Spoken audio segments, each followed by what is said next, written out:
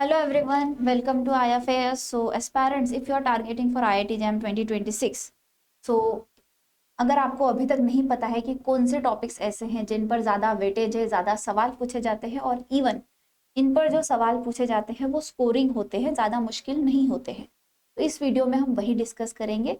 Top 10 most important topics to finish first in IIT JAM. आपका सबसे ज़्यादा scoring topics, सबसे ज़्यादा इजी वाले जो टॉपिक्स हैं उन्हीं को हम यहाँ देखेंगे। जैसे अगर आप ऑलरेडी, अगर आपको लग रहा है कि दैट यू आर लेट, आप पूरा सिलेबस कवर नहीं कर सकते हो, तो कौन से ऐसे टॉपिक्स हैं जिनको आपको एनी हाउ छोड़ना नहीं है, उनको तो आपको करना ही करना है। अभी भी इनफ टाइम है, अगर आप स्टार्ट करेंगे तो इन टॉपिक्स को आप आसानी से कवर कर लेंगे। शुरू करते हैं फिर। सबसे पहला मोस्ट इंपॉर्टेंट टॉपिक आपका रहेगा थर्मोडायनामिक्स, जो है आपके फिजिकल केमिस्ट्री का टॉपिक ऑब्वियसली, जिसमें laws of thermodynamics, Gibbs free energy, chemical potential और फेज इक्विलिब्रियम। वैसे तो फेज इक्विलिब्रियम हम आपको जो बैचेस में पढ़ाते हैं वो अलग चैप्टर करके ही पढ़ाते हैं। केमिकल आयोनिक इक्विलिब्रियम और फेज इक्विलिब्रियम आपको अलग से ही पढ़ाया जाता है। सिलेबस में इसको थर्मोडायनामिक्स के हिस्से में रखा गया है।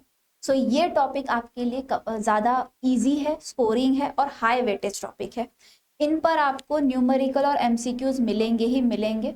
बेसिक सवाल होते हैं, ज़्यादा डिफिकल्ट सवाल आपके थर्मोडायनामिक्स से नहीं आते हैं। घुमा घुमा के भी वो आपको सिर्फ और सिर्फ यूनिट में घुमा सकते हैं, तो ये तो सबसे इंपॉर्टेंट टॉपिक है, इसको तो आपको करना ही करना है।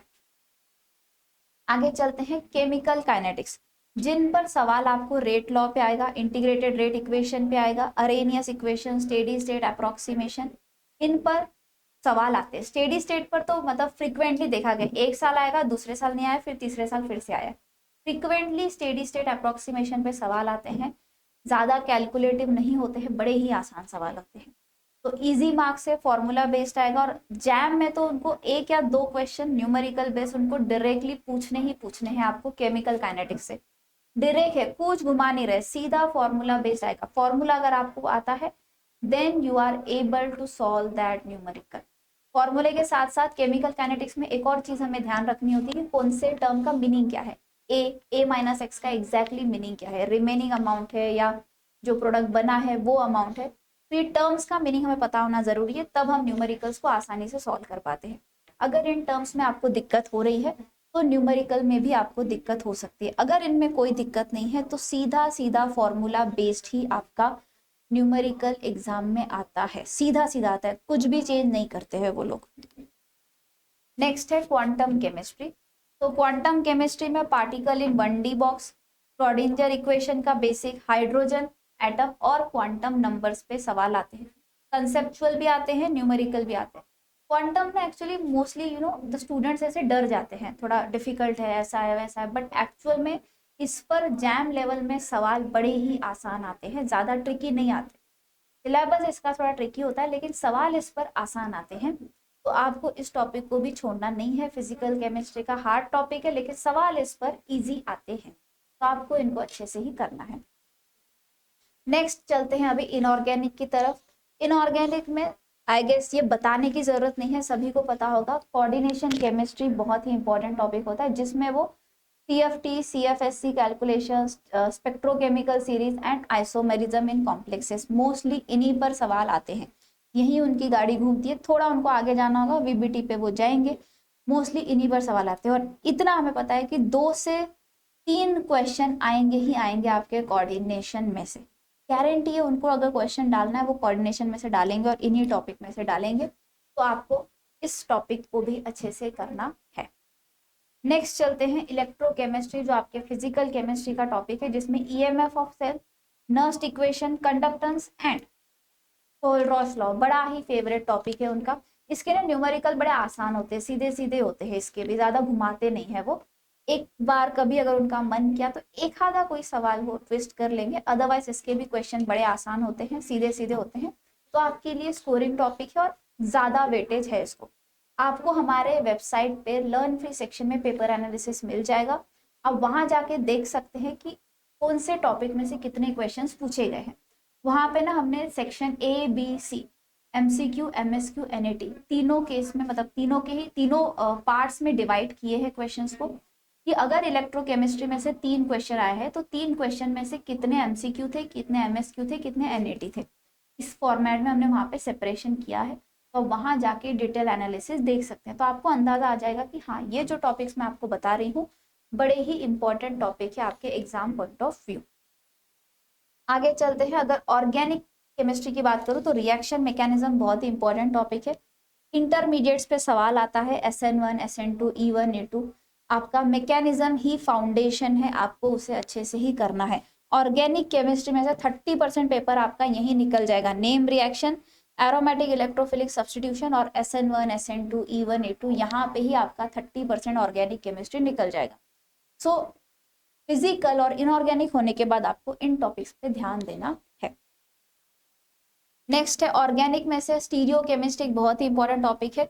डायरेक्ट क्वेश्चन आ जाते हैं आपके, सीधा सीधा आपको RSEZ नोमेनक्लेचर के अकॉर्डिंग सवाल आ जाएगा। ऑप्टिकल एक्टिविटी पे एक न्यूमेरिकल आ सकता है NAT में, और कन्फर्मेशनल एनालिसिस में उनका साइक्लोहेक्सेन बड़ा ही फेवरेट है।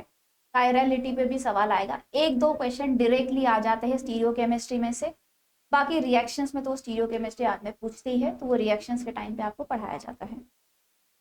उसके बाद है हमारे पास स्पेक्ट्रोस्कोपी। मैंने इनको अलग से नहीं, साथ में ही बताया है। फिजिकल और ऑर्गेनिक को मैं कंबाइन करके आपको बता रही हूँ। UV visible IR favourite topic है, उस पर आता है। NMR पे तो वो ऑर्गेनिक में पूछेंगे, एक सवाल फिक्स है NMR पे आएगा। अब उनको न्यूमेरिकल डालना है या कोई स्ट्रक्चर देके डालना है। इस बार का अगर हम बात करें 2025 का, उन्होंने एक स्ट्रक्चर के बेसिस पे NMR पूछा है और एक उन्होंने न्यूमेरिकल भी पूछा था NMR पे। और उसके बाद अगर किसी का नंबर आता है तो वो आता है आपके मास स्पेक्ट्रोस्कोपी का, और चाहे आपका जैम हो या गेट हो, मास स्पेक्ट्रोस्कोपी पे सवाल आएगा। That is their favourite topic. तो स्पेक्ट्रोस्कोपी में से क्वेश्चंस आएंगे। मैं फिजिकल और ऑर्गेनिक कंबाइन करके आपको बता रही हूँ। नेक्स्ट है हमारे पास सॉलिड स्टेट केमिस्ट्री, जो फिजिकल केमिस्ट्री का चैप्टर है। इस पर कंसेप्चुअल क्वेश्चंस आते हैं, स्ट्रेट फॉरवर्ड आते हैं। अभी तक मैंने देखा है कि मोस्टली वो MCQ या MSQ में ही घूमते हैं। इस बार सॉलिड स्टेट में, if I am not wrong, उन्होंने एक सवाल शायद पूछा था जो MSQ में था, वो डिफेक्ट से रिलेटेड पूछा था।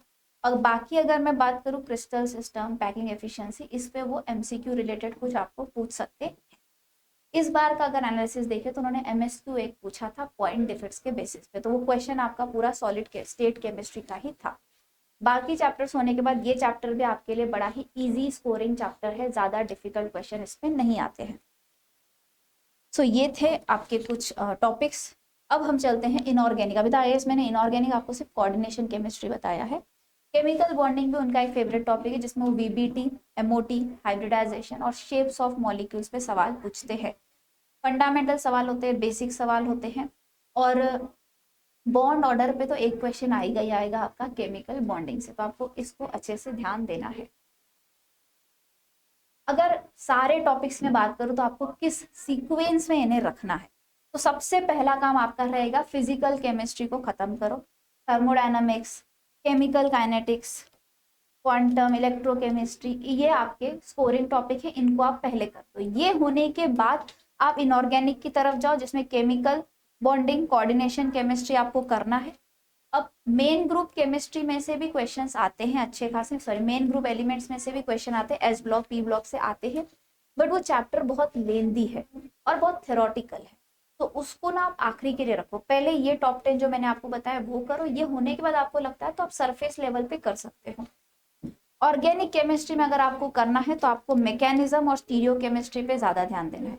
तो mechanism, stereo chemistry, coordination and chemical bonding, ये आपके इनऑर्गेनिक प्लस ऑर्गेनिक के टॉपिक है जो ज्यादा सिक्योर आपके लिए करेंगे मार्क्स को। सबसे पहला काम फिजिकल को खत्म करो। ये होने के बाद आपको सॉलिड स्टेट करना है, और सॉलिड स्टेट जैसे आपका हो जाएगा तो आप जाइए आपके स्पेक्ट्रोस्कोपी की तरफ। ऐसे करके इस सीक्वेंस में अगर आप करेंगे, आपके सारे टॉपिक्स जो टॉप 10 है, मतलब 80%, 70% पेपर आपका यहीं से कवर हो जाएगा। अगर आप प्रिपरेशन के टाइम पे, अगर आप प्रिपरेशन कर रहे हैं and you need a guidance, तो आप हमारे साथ टॉपर्स बैच में जुड़ सकते हैं, जो 7 जुलाई से स्टार्ट होने वाली है। This is a live batch, आपको लाइव लेक्चर्स अटेंड कर पाएंगे आप यहाँ पे। हर लेक्चर के बाद आपको DPPs प्रोवाइड किए जाते हैं। हर वीक आपका संडे टेस्ट होता है, और संडे टेस्ट का फॉर्मेट एग्जैक्टली आपके IIT जैम जैसा ही होता है, मतलब उसमें MCQ, MSQ, NAT तीनों फॉर्मेट के क्वेश्चंस वहाँ पे रहेंगे। अगर आप कूपन कोड लगा रहे हैं IFAS70 तो आपको 70% का डिस्काउंट मिल जाएगा। And paper analysis, previous year question paper, exam का सिलेबस, आपका पैटर्न और even year wise cut off, ये सारी चीज़ें आपको IFS के वेबसाइट पे या ऐप पर लर्न फ्री सेक्शन में फ्री ऑफ कॉस्ट मिल जाएंगे। तो आप वहाँ जाके इन सारी चीज़ों को अवेल कर सकते हैं। और आप चाहें तो इस QR कोड को स्कैन करके ऐप को डाउनलोड कर सकते हैं। अगर आपको कोई टेक्निकल इशू हो रहा है या you need guidance for purchasing any course, जैसे अभी जो कोर्स हमारा है टॉपर्स बैच, ये आप 24 मंथ्स के लिए भी ले सकते हो, 12 मंथ्स के लिए भी ले सकते हो, 9 मंथ्स के लिए भी ले सकते हो और 6 मंथ्स के लिए भी ले सकते हो। और अगर आपको डिटेल में जानकारी चाहिए तो आप इस नंबर पे कांटेक्ट करके पूरी इन्फॉर्मेशन कलेक्ट कर सकते हैं। अब डिपेंड आप कौन से ईयर में, आप फाइनल ईयर में हो, सेकेंड ईयर में हो या फर्स्ट ईयर में हो, उस अकॉर्डिंग आप कोर्स को परचेस कर सकते हैं। वैलिडिटी आपके हाथ में है।